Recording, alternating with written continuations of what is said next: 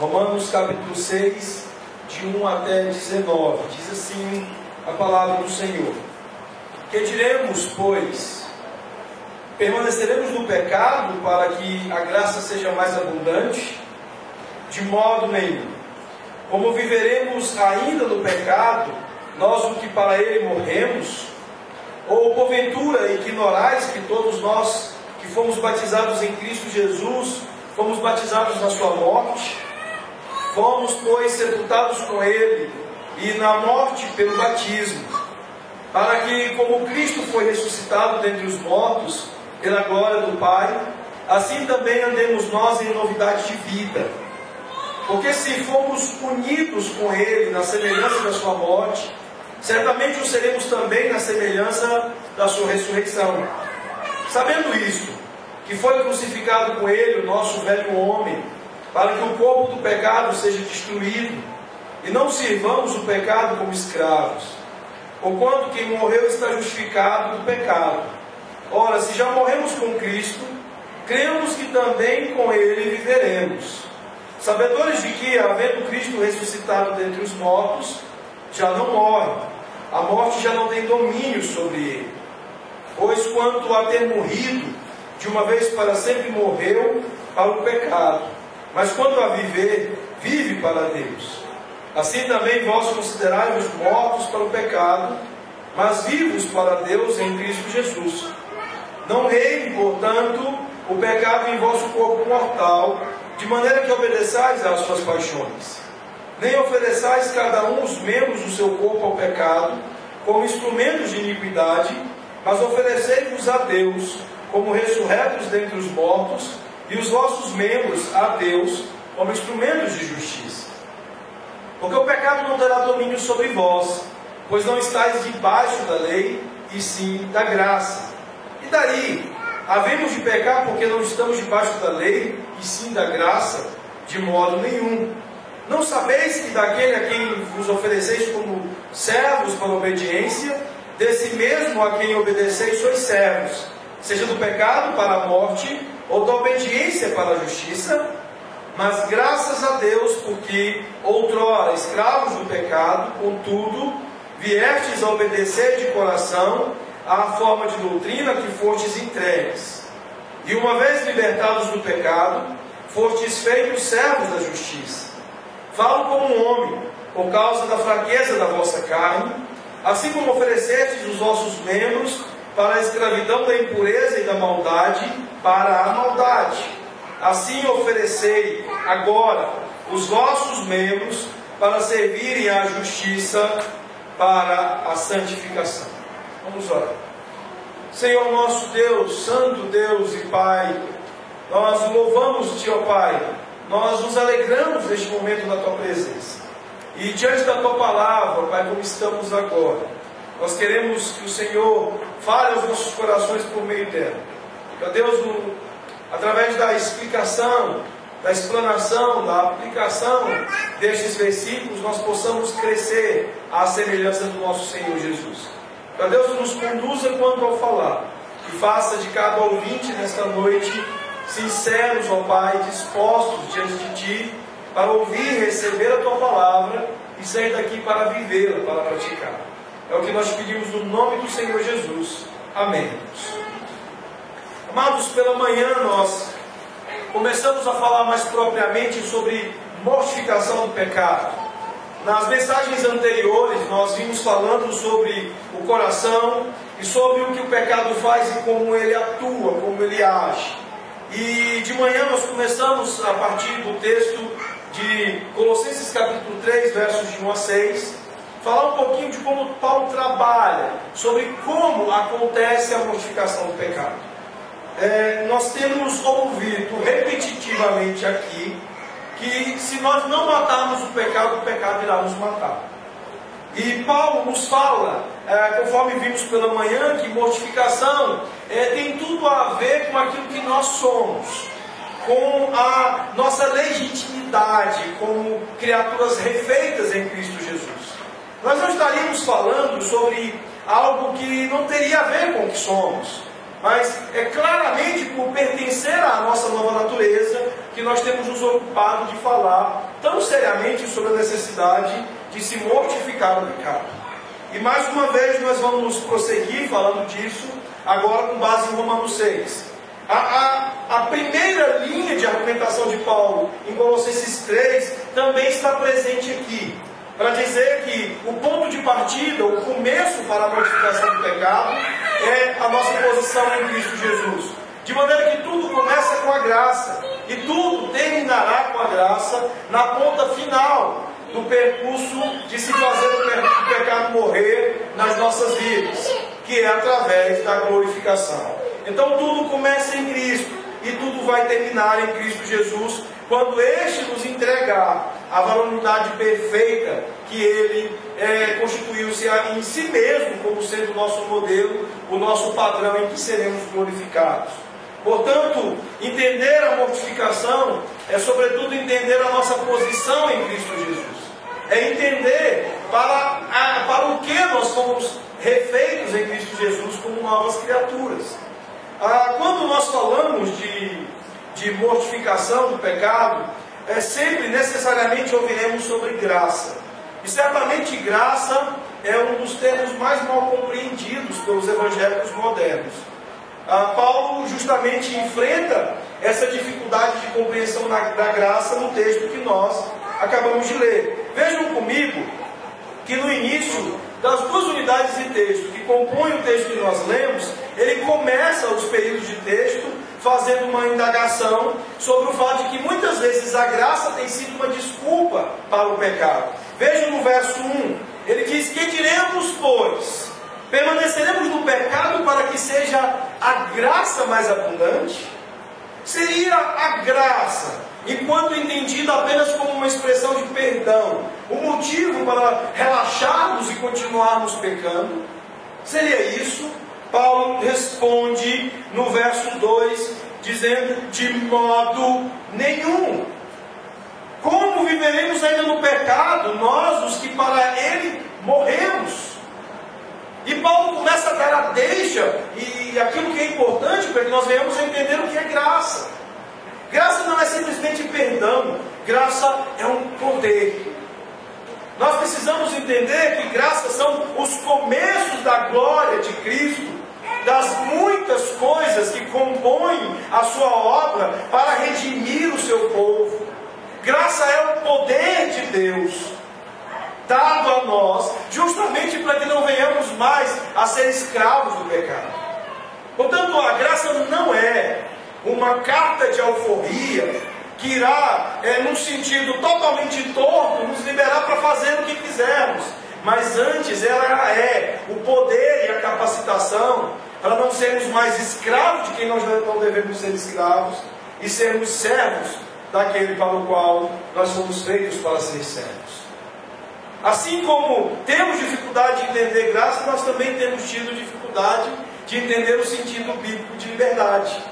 Os licenciosos, eles querem a liberdade para pecar e justificam isso através da graça, dizendo que quanto mais pecado eu tiver, mais abundante será a graça.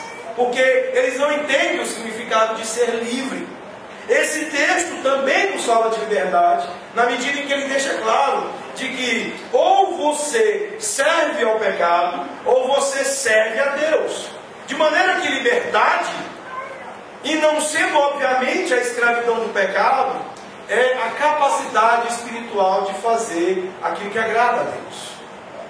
Ser livre, de acordo com a argumentação do apóstolo Paulo, em toda a sua extensa exposição da carta aos Romanos, é sermos aquilo para aquilo que fomos feitos. Você sabe o que significa um Jaguar, aquele carro extremamente potente? Você sabe o que significa um Jaguar ser livre? Significa ele poder pegar uma autobahn na Alemanha, ou uma pista livre em algum lugar, ou ir para um estádio, e você poder tacar o pé no acelerador dele e fazê-lo gastar toda a sua potência. O que significa um animal selvagem ser livre? É tirá-lo de uma jaula do zoológico, onde ele está restrito nas suas potencialidades. É você soltá-lo na savana africana e vê-lo exibir a grandeza do seu ser selvagem, a velocidade com que um leopardo percorre aqueles caminhos africanos. Ou seja, a liberdade é você poder fazer aquilo para o qual você foi feito. Portanto, nós precisamos começar a entender a luta com o pecado, não apenas na nossa posição em Cristo, mas compreendendo a nossa posição em Cristo, nesses aspectos conceituais extremamente importantes, como saber o que é graça, saber o que é liberdade, entender que graça é o poder de Deus que vai nos conduzir à liberdade, de sermos aquilo para o qual fomos feitos, que é viver a vida plena para a glória do nome de Deus, é poder exercer as capacidades reais dadas por Cristo a nós, de fazermos as coisas que fazem o nome de Deus glorificado. Portanto, meus irmãos, começamos a entender vigorosamente a luta contra o pecado, quando assumimos um conceito real de que a graça é um poder que nos faz vencer o pecado. E de que a liberdade será o resultado natural e glorioso desta vitória sobre o pecado. O contrário de tudo aquilo que o mundo tem nos ensinado. Em 1 de janeiro de 1863, com as seguintes palavras, Abraham Lincoln deu uma ordem executiva, um decreto, que se tornou a base para o que foi chamado de a Proclamação de Emancipação. Dizia o texto: todas as pessoas detidas como escravos dentro de um Estado ou em parte de um Estado que estiver em rebelião contra os Estados Unidos será daí por diante e para sempre livres. Ele imediatamente, com esse ato, libertou 50 mil escravos em territórios controlados pela União, e que seriam, eventualmente, ao final de tudo, 3 milhões e 100 mil escravos, quando o exército confederado caiu. 2 anos mais tarde, e após o fim da Guerra Civil Americana, que levaria a 13ª emenda, aboliu-se de vez a escravidão em todos os lugares dos Estados Unidos da América. E há um registro interessante sobre a nova condição e mesmo a expectativa desses escravos com relação a este processo de libertação. Há um texto escrito por um negro americano chamado Booker T. Washington, que tinha 9 anos no momento em que isso foi promulgado e trouxe a eles libertação. E foram as seguintes as palavras, desde que foi libertado da escravidão, ainda criança com 9 anos. Ele dizia: conforme o grande dia da emancipação se aproximava, não se ouvia mais o canto habitual na senzala. Era mais ousado, ele tinha mais de anelo, e durava muito, ele ia noite adentro. A maioria dos versos das canções tinha alguma referência à liberdade. Algum homem que parecia ser um estranho, presumia ele um oficial dos Estados Unidos, fez um pequeno discurso quando chegou o dia. E em seguida leu um longo papel da proclamação de emancipação. Após a leitura, fomos informados de que estávamos todos livres e poderíamos ir quando e para onde estivéssemos satisfeitos. Minha mãe, que estava de pé ao meu lado, inclinou-se e beijou os seus filhos, enquanto lágrimas de alegria corriam pelo seu rosto. Ela explicou-nos o que aquilo significava, que este foi o dia pelo qual ela tanto tinha esperado, e por muito tempo pedido em oração, mas temendo que ela nunca o fosse viver para ver. Uma coisa e um momento grandioso na vida das pessoas afro-americanas, que trouxe a eles liberdade, mas não apenas a liberdade mal compreendida que tantas vezes nós pensamos. Eles não queriam simplesmente o direito de pecar, ou coisas que muitas vezes têm sido levantada na nossa época como um direito ou uma liberdade. Como aquilo que foi levantado e que ocorreu na época em que Charlie Hebdo foi atacado pelos muçulmanos, e nos muitos discursos sobre liberdade de expressão invocou-se o direito de pecar. Essas pessoas que foram libertas em 1863 estavam sendo libertas da mais abusiva expressão de julgo. No sentido humano, no sentido cultural, social que estamos falando. E eles foram livres, tornados livres, para poder simplesmente escolher onde trabalhar e onde viver. E poderem dar às suas vidas um curso normal e regular nas coisas mais simples do dia a dia. E houve grande alegria. E houve marcas indeléveis na vida daqueles que por tantos anos esperaram, anelaram e desejaram essa liberdade. Mas nós estamos diante de um texto da palavra de Deus que fala de algo ainda mais grandioso. O texto de Romanos 6 pode ser considerado como a proclamação da emancipação do cristão, sobre um tipo de escravidão que é ainda mais terrível, sobre um tipo de cativeiro que torna a nossa vida ainda mais indigna, que nos mergulha em trevas, em dores ainda mais agudas do que aquelas vividas pelos negros americanos. Um texto que diz que você é livre e que você deve viver como uma pessoa livre. Um texto que nos fala sobre como a cruz colocou o poder do pecado no centro do seu alvo, e como a cruz o acertou e o derrotou, e em seguida liberou cada um dos discípulos do Senhor Jesus, dizendo a eles: agora vivam a vida para o qual vocês foram feitos. O grande problema que aconteceu com muitos daqueles negros americanos e que acontece com nós cristãos é que nós ouvimos a proclamação da nossa emancipação, mas nós não entendemos que já somos livres. Nós temos dificuldade de entender aquilo que nos foi dito, aquilo que nos está sendo dito. Por isso que Paulo insistentemente diz que nós precisamos, na luta contra o pecado, entender a nossa posição, entender aquilo que foi feito pelo Senhor Jesus em nosso favor, entender as suas implicações práticas para a nossa vida.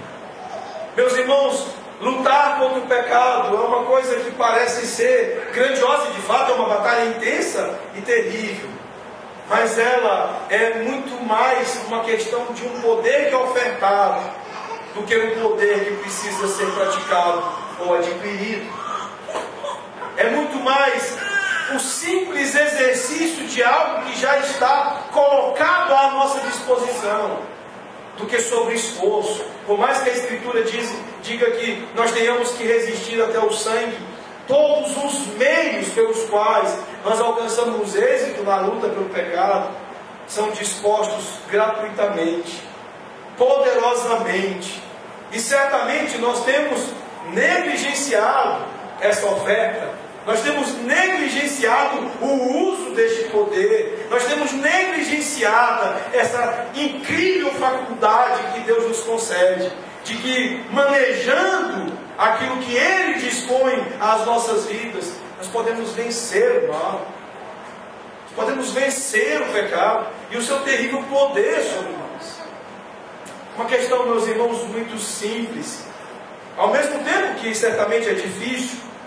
Nós precisamos entender que no contexto desta batalha está o caminho entre justificação, que nos foi dada uma vez por todas, e na outra ponta está a glorificação, que nos está assegurada definitivamente de uma vez por todas.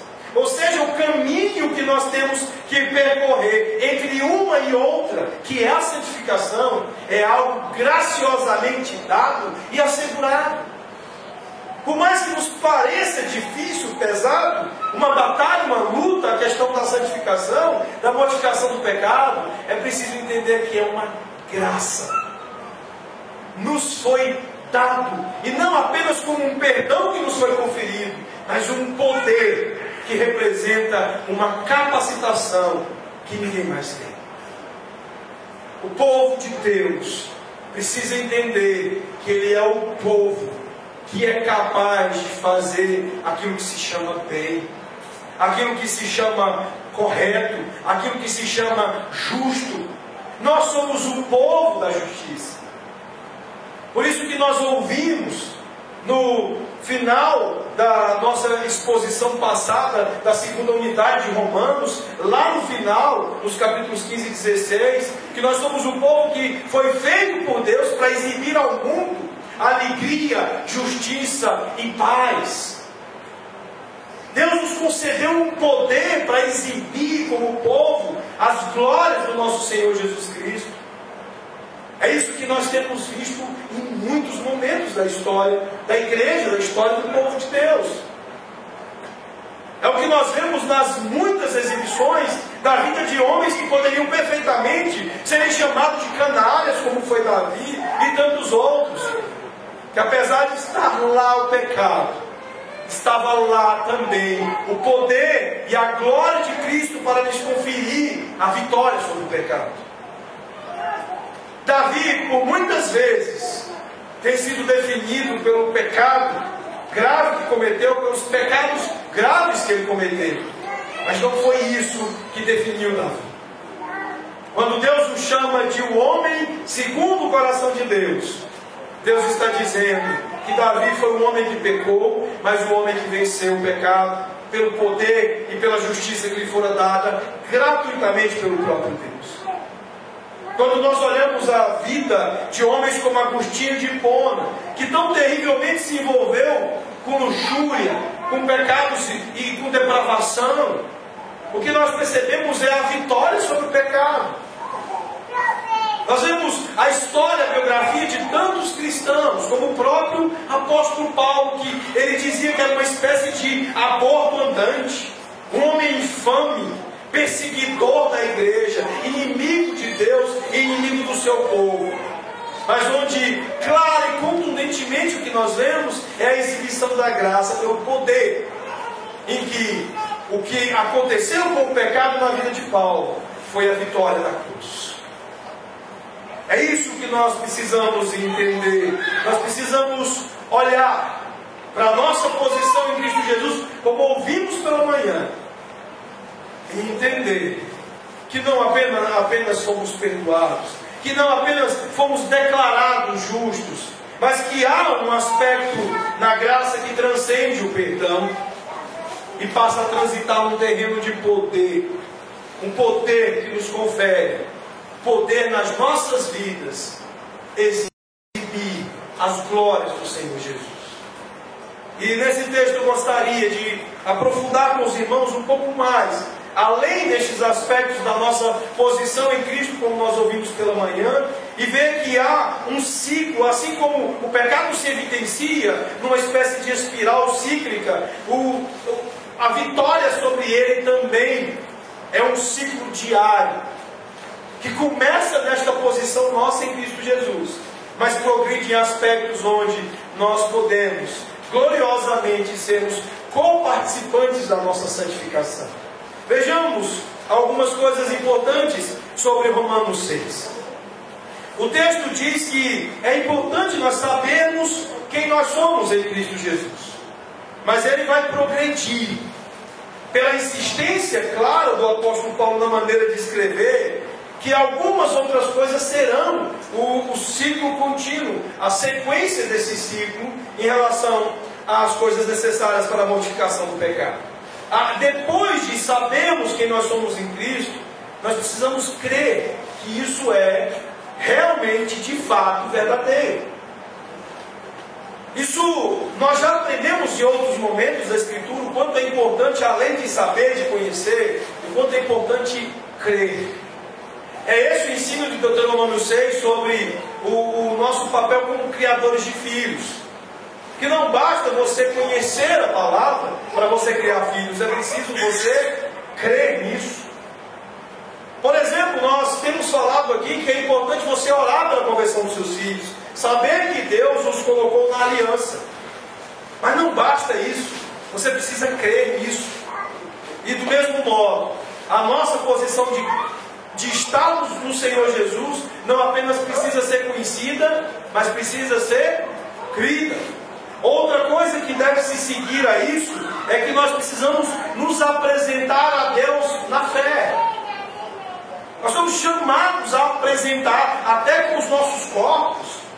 esta posição em Cristo Jesus. Paulo diz aqui que os nossos membros devem ser como instrumentos de justiça apresentados a Deus. E isso será, de fato, o aspecto seguinte da fé. Na pastoral do nosso boletim de hoje, apesar de uns pequenos erros no início dela, certamente os irmãos relevaram, nós falamos sobre o que é glorificar a Deus. E começamos falando sobre admiração a Deus, adoração, falamos de afeição e concluímos que sujeição será o sucedâneo normal e natural de se glorificar a Deus. E é isso que Paulo está dizendo. Não adianta saber, não adianta crer, é preciso apresentar-se em fé. Com tudo, com o corpo, como instrumento de justiça. Vamos analisar um pouquinho essa e outras categorias mais práticas desse exercício do progresso espiritual. Vamos primeiro voltar a algumas coisas importantes sobre saber quem é você em Cristo Jesus.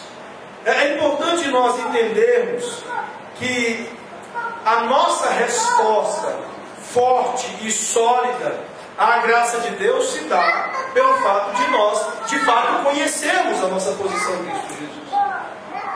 Ninguém será um cristão sem saber que é cristão. Ninguém vai ser nada que não saiba, de fato, com detalhes, o que é. Você imagina alguém ir trabalhar fora do Brasil, como um diplomata, como um representante do país, e não saber muita coisa sobre o próprio país. E não saber muita coisa sobre o seu próprio ofício, a sua própria função. É preciso conhecer bem, é preciso saber com detalhes. E nisto a igreja muitas vezes tem pecado seriamente. Por quê? Porque nós temos visto preguiça, desinteresse com o estudo doutrinário. Quando nós falamos de estudar sobre justificação, quando nós falamos sobre estudar sobre eleição, predestinação, ou qualquer categoria doutrinária, o que nós vemos é as pessoas torcendo o nariz. São narizes torcidos dizendo, mas isso não é prático. Como não é prático? Se mortificar o pecado começa por você compreender quem você é em Cristo Jesus. Os seus afetos por Deus dependem de você entender e saber a respeito da eleição. Vejam comigo lá em Malaquias capítulo 1. Gostaria que você fosse lá com a sua Bíblia, abrisse para ler e ver a argumentação dele. Ele diz, o profeta Malaquias no capítulo 1, que o amor e o afeto estão claramente ligados à questão da eleição. Ele diz, sentença pronunciada pelo Senhor contra Israel por intermédio de Malaquias. E diz o texto, eu vos tenho amado, diz o Senhor. Mas vós dizeis, em que nos tem amado? Não foi Esaú, irmão de Jacó? Disse o Senhor, todavia, amei a Jacó, porém aborreci a Esaú, e fiz dos seus montes uma assolação, e dei a sua herança aos chacais do deserto. E ele então fala da reprovação, citando no verso 4, se Edom diz, fomos destruídos, porém tornaremos a edificar as ruínas. Então diz o Senhor dos Exércitos, eles edificarão, mas eu destruirei, e Edom será chamado terra de perversidade, e povo contra quem o Senhor está irado para sempre. Os vossos olhos o verão, e vós direis, grande é o Senhor, também fora dos limites de Israel. Ou seja, estudar, entender não só a nossa posição, mas até a posição dos reprovados, dos ímpios, será fundamental para uma vida de adoração, para uma vida que glorifica a Deus e, portanto, para uma vida de mortificação do pecado. Entender não apenas a eleição, mas a reprovação nos ajuda a entender não só quem Deus é, como Ele age, mas como Ele nos amou quando Ele poderia ter nos odiado. Isso ajuda-nos na nossa luta contra o pecado. Paulo está então dizendo que é preciso entender esta nossa posição em Cristo Jesus. E uma resposta firme a ela é fundamental para que de fato você possa lutar contra o pecado. Vamos discorrer sobre esses versículos e ver sobre essa nossa posição. Veja comigo o verso 3. No verso 3, Paulo está dizendo que ser batizado em Cristo Jesus Significa que nós fomos batizados na sua morte. As águas do batismo servem como uma grande metáfora para o que acontece espiritualmente quando uma pessoa recebe a Cristo. Ou seja, o efeito é que quando Cristo morreu, nós morremos.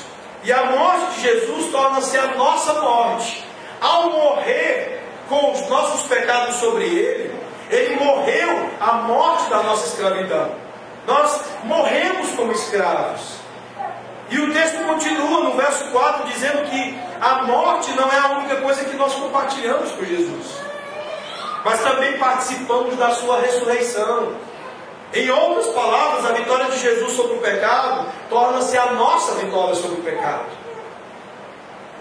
Ele foi criado a partir da morte, nós seremos um dia também criados a partir da nossa ressurreição. Mas há uma outra nuance muito importante aqui, nesse verso 4. Olhe comigo a última metade do versículo 4. Ele diz: andemos nós também em novidade de vida. Ou seja, ele está falando que esta posição é extremamente prática. O fato de Jesus ter morrido por nós e nós termos ressurgido para a vida nele, envolve uma nova vida em termos da maneira de viver, ou seja, em termos bem práticos. Portanto, meus irmãos, doutrina é tudo sobre prática. Entender doutrina, entender a nossa salvação sobre aspectos doutrinários, é tudo sobre o que nós precisamos para entender sobre a prática de vida. A participação espiritual na morte de Jesus destina-se a nos ajudar na prática das nossas vidas. Jesus providenciou, com tudo isso, poder para vivermos na prática uma nova vida. A redenção vicária deve levar-nos a uma justiça vibrante. Esta obra realizada por Jesus deve ressignificar a nossa vida, de maneira que agora o que fazemos é absolutamente novo, vibrante, glorioso. Isso é prático, é doutrinário e é prático. Lembre-se que Paulo está escrevendo Romanos 6 para refutar aqueles que não entenderam a graça do nosso Deus e que estavam achando que a graça era desculpa para viver vidas pecaminosas. Você deve ter ouvido já algo parecido. É interessante que de fato temos que combater o legalismo. Mas é impressionante que em contextos onde o combate ao legalismo é celebrado, você vai encontrar dificuldade para se falar de santidade e de obediência. Quase sempre, esse que ataca o legalismo defende a licenciosidade. São os mesmos que vão para o cinema assistir Bruna Surfistinha, assistir 50 Tons de Cinza. São as mesmas mulheres ditas crentes e às vezes líderes de louvor que querem ir para a praia com biquínis minúsculos. São as mesmas pessoas que querem combater o princípio de uma vida prática, onde a exibição normal é de uma justiça do Senhor Jesus, é de uma justiça vibrante, são de obras de uma nova vida. Portanto, Paulo está falando de pessoas que não entendem a graça de Deus, porque não entendem também a sua nova posição em Cristo Jesus. Verso 5, acompanhe comigo. Aqui Paulo apenas reafirma a nossa posição espiritual. Ele diz que nós estamos unidos na sua morte e unidos na sua ressurreição. E isso está na base de tudo. Verso 6. Ele explica a nossa participação na morte de Jesus, mais especificamente afirmando que na morte de Jesus, o velho homem foi crucificado. O homem velho, que em tudo é ligado a Adão, e a pena com a qual Adão estava envolvido pelo seu pecado, é morto nesta cruz. E agora nós passamos federativamente a estar ligados com o segundo Adão, com Jesus Cristo, e não mais com o velho. E aí, onde tudo começa nele, para uma vida nova. Antes nós éramos escravos daquilo que Adão se tornou escravo. Mas agora nós experimentamos liberdade, porque nosso vínculo já não é mais com o primeiro Adão, mas o nosso vínculo é com Cristo, o segundo Adão.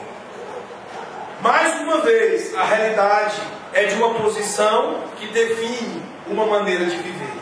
Mais uma vez, a posição define uma vida prática. Verso 7, acompanhe na sua Bíblia. Paulo aqui resume a verdade prática do que tudo isso vai significar. Ele diz: porquanto quem morreu está justificado do pecado. Ou seja, quem está em Cristo Jesus já não tem mais nenhuma condenação. Já foi declarado, chamado de justo. E é exatamente por isso que não combina mais com ele uma vida de escravidão no pecado. Prossiga aí, verso 8. Ele, no verso 8, ele repete a ligação entre a morte e a vida, como ela se relaciona conosco em Cristo.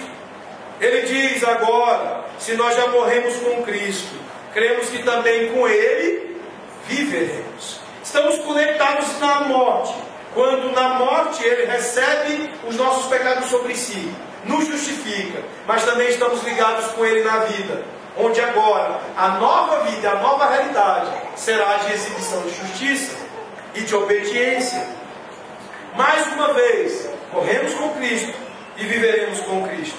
Essa é a equação bíblica de Paulo aqui, para dizer qual que é a nossa posição. E nessa posição, meus irmãos, não há espaço para escravidão no pecado. Versos 9 e 10. Um pensamento final é dado por Paulo aqui, que destaca a permanência. Um aviso nas frases: não morre, e a morte já não tem domínio, e uma vez por todas, para dizer que nós definitivamente viveremos para Deus. O sentido aqui é de garantia. Não é uma posição qualquer, mas é uma posição irreversível, irrevogável. Nós não podemos mais ser retirados de Cristo. Essa definitivamente é a nossa posição. Não há espaço para perda de salvação. Não há espaço para sermos removidos da nossa posição em Cristo Jesus. Nós estamos garantidos nela e ela será preservada para que sejamos por toda a eternidade vivos na pessoa do nosso Redentor. A grande pergunta que se deve fazer é: como o seu coração reage diante dessas verdades? O seu coração se aquece quando você ouve estas verdades? Meus irmãos, Paulo está dizendo que nós deveríamos exultar com esta nossa nova vida, esta nossa nova posição. É absolutamente, portanto, incompreensível, porque nós deixamos sucumbir pelo pecado e deixamos, por exemplo, de estarmos aqui reunidos para cultuar a Deus. Isso diz muito sobre quem nós somos, e é isso que deveria apavorar o coração daqueles que estão lá e aquecer alegremente o coração daqueles que estão aqui. Nós somos convocados por Deus para o cultuar, para estarmos aqui o cultuando. E muitas vezes motivos injustificados, motivos tolos, pequenos, fazem nos ausentar da congregação dos santos, do ajuntamento do povo de Deus. Isso revela sobre a nossa posição, sobre quem nós somos. Isso deveria apavorar aqueles que são negligentes com o ajuntamento do Senhor. Como eu não desejo estar com o povo de Deus? Como eu não desejo estar com aqueles que, assim como eu, foram tão gloriosamente alcançados por essa realidade e fomos colocados nessa nova posição? Como eu não desejo, como isso não aquece o meu coração, como isso não mexe com os meus pensamentos tão profundamente, como isso não transforma nessas verdades a grande alegria da minha vida. Isso é sério. Isso diz mais sobre quem nós somos do que nós imaginamos. Existe um grupo hoje crescente no Brasil, e em outros lugares também, chamados de desigrejados. Aqueles que se autossatisfazem com uma suposta espiritualidade de uma devoção dentro de casa. Isso é auto-engano, isso é o pecado produzindo auto-engano. Você não cultua a Deus de um jeito que você estabeleceu, você cultua a Deus, como nós escrevemos pela manhã na pastoral, da maneira como Deus estabeleceu. Se estas verdades significam alguma coisa para você, então a maneira como Ele quer adorar, porque ser adorado deveria significar muito para você. E Deus não diz que nós iremos cultuá-lo no dia do Senhor, em casa, sentado na cama assistindo televisão, coisa desse tipo. Deus diz que Ele seria cultuado quando os presbíteros convocassem a assembleia, a eclésia, o ajuntamento, a reunião dos crentes, juntos, homens, mulheres e crianças como um só povo, para glorificar o seu nome, para exaltar o seu nome. É nesta posição, é na compreensão dessas realidades que nós começamos a vencer o pecado em nossas vidas. O efeito disto é uma compreensão posicional que diz: eu sou livre. Eu não sou um escravo que está tão dominado, tão escravizado, eu não consigo sair de casa porque a televisão me domina, a preguiça me domina, a cama me domina, os meus entretenimentos me dominam, outros interesses da vida me dominam. Mas não, eu com o coração aquecido eu digo: eu sou livre, eu estou apto, eu tenho o poder de Deus na minha vida para me dirigir a Ele na Assembleia dos Santos e adorar o seu nome. Eu sou livre. Nenhuma destas coisas me domina, porque eu tenho poder agora, capacidade espiritual de fazer aquilo que agrada a Deus. É assim que as coisas funcionam, segundo o ensino de Paulo aqui. A dificuldade é grande de sabermos quem nós somos em Cristo Jesus.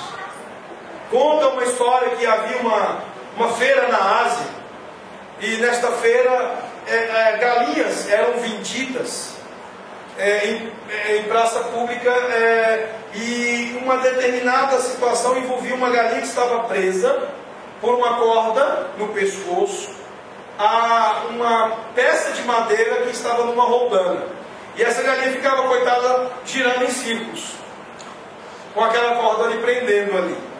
E um senhor que estava passando olhou, viu a galinha e ficou com muita pena dela.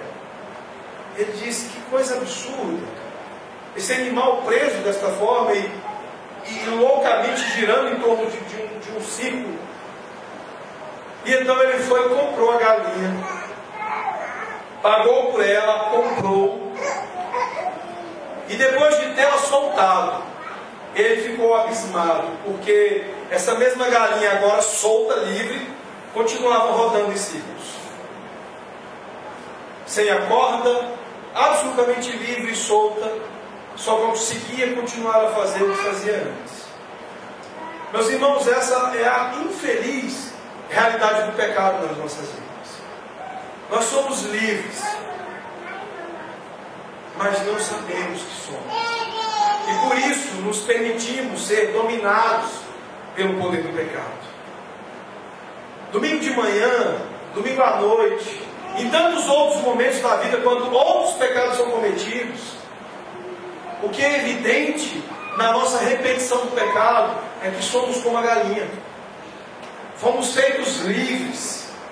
Temos uma nova realidade de vida, mas insistimos em fazer as coisas velhas de outrora, quando éramos escravos. Como um escravo que em 2 de janeiro de 1863...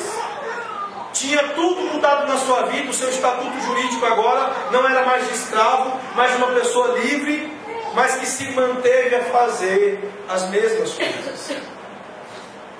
Até um dia que um agrupamento de soldados o encontrou fazendo as mesmas velhas coisas de escravo. E assombrados eles disseram: você não sabia que você é livre? Ele: como assim eu sou livre? Eu sou um escravo. Senão você é livre. Você não tem mais que fazer essas coisas. Você pode ir para onde desejar, para onde quiser. Não precisa mais continuar repetindo essas coisas que degradam a sua vida, a sua dignidade. Ele não sabia que era livre. Há algumas coisas que nós precisamos aplicar em relação a isso. A galinha e o escravo tiveram dificuldades em serem persuadidos de sua nova posição, de sua nova condição. Você precisa ser persuadido de que você é livre em Cristo Jesus. De que o pecado não pode mais ter poder sobre você. Porque a graça é o poder sobre você. Porque a liberdade é o fato consequente da graça como um poder sobre você. Você não precisa mais ser escravo do pecado. Você não precisa mais se permitir ser dominado por ele. Entenda, meus irmãos, vocês são livres. Vocês agora são capazes de viver e de fazer as coisas que agradam ao nosso Deus. A palavra que Paulo usa no verso 11, a palavra considerar, vejam comigo, ele diz: assim também vós considerai-vos mortos para o pecado. Aqui Paulo ele usa uma expressão grega em que ele está arrazoando sobre questões espirituais para si mesmo. A recomendação dele é considerai-vos, no sentido de leve em conta todas essas verdades em relação a você. Considere tudo isso em relação a você, se convença, use de persuasão consigo mesmo, para que você possa crer em algo que vai ter implicações práticas. Paulo usa essa mesma expressão em Romanos 3, 28, quando ele fala sobre o valor dos sofrimentos. Ele usa em Romanos 8, 18 para falar da liberdade cristã. Ele usa em Romanos 14, 14. Ele fala de uma busca da semelhança em Cristo, usando essa mesma expressão em Filipenses 3, 13. A ideia é de que nós precisamos pregar a nós mesmos, arrazoar a nós mesmos, para produzir persuasão, convencimento. Quando você estiver com preguiça domingo de manhã, pregue para você mesmo e diga: eu sou livre em Cristo Jesus, eu não sou escravo da preguiça, eu não sou escravo do entretenimento, eu não sou escravo da autocomiseração ou da suposta necessidade de estar em casa descansando.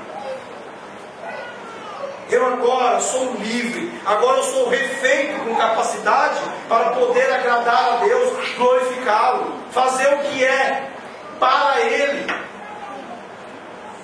Portanto, seja persuadido. Outra coisa que Paulo diz, que está no verso 12 a 14, ele diz: não reine, portanto, o pecado em vosso corpo mortal, de maneira que obedeçais às suas paixões, nem ofereçais cada um os mesmos membros do seu corpo ao pecado, como instrumentos de iniquidade, mas oferecei-vos a Deus como ressurretos dentre os mortos, e os vossos membros a Deus como instrumentos de justiça. Não apenas ofereça, como nós vimos pela manhã, a sua mente, a sua maneira de pensar, mas sua mão, seu braço, suas pernas, todo o seu corpo como instrumentos de justiça. Apresente-se a Deus para ser aquilo que Ele está dizendo que você é. Portanto, se Ele diz que você é crente, lembre-se que Davi se apresentou no lugar errado. Vocês se lembram do texto passado, quando Davi estava lá se apresentando com o seu regimento para se unir às tropas de Aques, o rei de Gade? E então um dos subordinados de Gade virou e falou: o que esses hebreus estão fazendo aqui?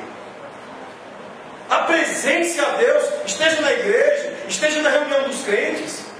Porque se você é mundano ao ponto de preferir a reunião dos ímpios, eles mesmos vão dizer: o que esse crente está fazendo aqui que não está na igreja? Apresente o seu corpo como instrumento de justiça. Esteja na igreja ao invés de no estádio de futebol. Porque lá eles vão dizer: o que esse crente está fazendo aqui? Por que ele não está no culto? Se nós somos o que cremos ser, se nós somos aquilo que a Bíblia diz que o crente é, então o nosso corpo vai se apresentar inteiro, como expressões daquilo que nós somos, como instrumentos da justiça, como exibição da glória do nosso Redentor. O texto no verso 14 diz que o princípio que está em jogo aqui é que o pecado não terá domínio sobre vós, pois não estão debaixo da lei, mas debaixo da graça. Vocês não estão sujeitos ao que condena, mas vocês estão sujeitos ao que dá poder para resistir o pecado e para não ser escravo dele. E finalmente, meus irmãos, o texto diz que nós devemos colocar em prática. O texto está dizendo que nós temos que viver estas coisas. Mas ele chama-nos a atenção para algo importante. Ele diz que, no verso 16, não sabeis que daquele a quem vós vos ofereceis como servos por obediência, desse mesmo a quem obedeceis sois servos, seja do pecado para a morte, ou da obediência para a justiça. A quem você está servindo? Ao pecado ou a Deus? A quem você serve? A sua prática diz quem é o seu Senhor. A sua maneira de viver diz quem é o seu Senhor. Se você não consegue estar na igreja com regularidade, se qualquer coisa te domina e te distrai, estas coisas possivelmente são os seus senhores. Pedro estava com o Senhor Jesus em João 21, 15 a 19. E Jesus ele vira para Pedro e diz: Pedro, tu me amas? E Pedro: claro que eu amo, Senhor. E Jesus repete: Pedro, tu me amas mais do que estes outros? E estes outros eram as outras coisas que podiam chamar a atenção de Pedro. E então Pedro diz: claro, Senhor, que eu te amo. E então Jesus pergunta de novo: Pedro, tu me amas? E Pedro, já nervoso, insiste em dizer que amava o Senhor Jesus. Mas o quanto Pedro ainda precisou andar e provar da graça de Deus para que de fato ele pudesse dizer com verdade sobre o seu amor ao Senhor Jesus. Pedro que o negou, e o negou 3 vezes, do mesmo modo que por 3 vezes havia dito que o amava. A quem vocês servem, meus irmãos? Quem é o Senhor de vocês? Família? Família pode concorrer com Deus. Tanto que Jesus diz que aquele que não deixar pai e mãe, não deixar aquilo que concorre com o amor que deve ser dado a mim, esse não será digno dele. Trabalho pode fazer você ver o amor por Jesus, sofrer concorrência. Tantas coisas dessa vida. A grande pergunta que eu quero repetir é: a quem vocês servem? Ao pecado, sob as suas múltiplas formas, ou a Deus?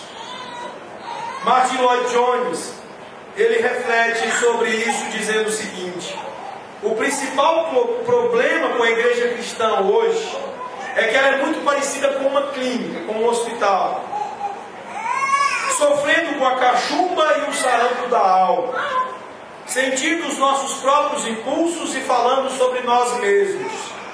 Perdemos o conceito do exército de Deus e o reino da justiça nessa luta contra o reino do mal. O que todos nós precisamos não é de um médico, mas de um sargento, de quem esteja lá gritando os comandos de Deus para você. Não deixe o pecado reinar em seu corpo mortal. Não renda seus membros como instrumentos de justiça para o pecado. Submetei-vos a Deus. Você não tem nenhum negócio nesta vida em ser prostrado. Você não tem envolvimento com isso. Fique de pé. Perceba quem você é e o que você deve fazer. Perceba que você se alistou no exército de Deus. Apresente-se. Isso não é um hospital. Meus irmãos, Romanos 12, verso 1, diz que nós devemos nos oferecer como sacrifícios vivos. E que devemos oferecer os nossos corpos. Infelizmente a igreja se transformou de fato nesse grande hospital. Sobra autocomiseração, sobra coitadismo. só para aqueles que querem vir para a igreja, não para batalhar pelo Evangelho, mas querem vir para consumir um produto religioso, um serviço terapêutico. É o deísmo moralista terapêutico de que fala Mike Robb, onde nós queremos ir para a igreja para ouvir palavras de encorajamento, palavras motivacionais, quando na verdade nós deveríamos ouvir um sargento dizendo que devemos apresentar-nos a Deus e marchar e batalhar pelo Evangelho. Por quê? Porque nós estamos num campo de batalha. E a luta deve ser lutada. Porque do contrário, se você não matar o pecado, ele vai te matar. Uma das coisas intrigantes sobre alguns heróis e sobre alguns personagens é que alguns chegam quase à situação de morte e de repente eles retiram aquelas últimas forças, justamente para não morrerem. Eu me lembro desde lá o Rocky Balboa, que estava quase morto no ringue, todo acabado, destroçado, e na mais improvável das reações, ele tira aqueles últimos suspiros e as últimas forças e derruba lá o Apollo Creed e depois aquele outro russo lá. E quantos outros heróis, inclusive de desenhos animados, o cara está lá todo arrebentado, nas suas últimas forças, ele se levanta e consegue vencer. Nós precisamos estar alertas, porque se você for querer choramingar, depois que leva algumas pancadas do pecado, ele vai te matar. Ou você levanta, fica de pé e o mata, com tudo quanto já lhe foi providenciado para fazer isso. Ou ele vai matar você. Portanto, domingo de manhã está com preguiça de vir para a igreja, fica de pé. Esqueça o hospital e se lembre do regimento. Lembre-se do sargento. Lembre-se do comando. Levanta, fica de pé. Ou então encare o fato de que você não pertence a Jesus. Ou então seja honesto e encare o fato de que você serve ao pecado. Você não serve a Deus. Eu já falei disso aqui, eu vou concluir com essa história. Tem um seriado chamado The Walking Dead. E em The Walking Dead há uma personagem chamada Michonne.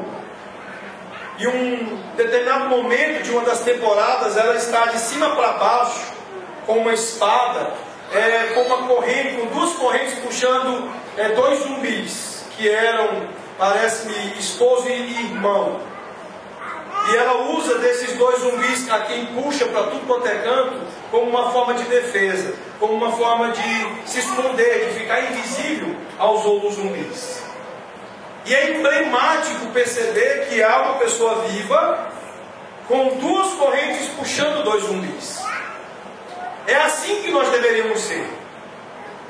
Mas o que tem sido triste é nós percebermos que, na verdade, a maioria e uma boa parte dos crentes estão vivendo como se dois zumbis tivessem colocado duas correntes em seu pescoço e estivessem por aí andando e puxando. Pense nessa cena, reflita nisso e entenda que ou você mata o pecado ou ele vai matar você.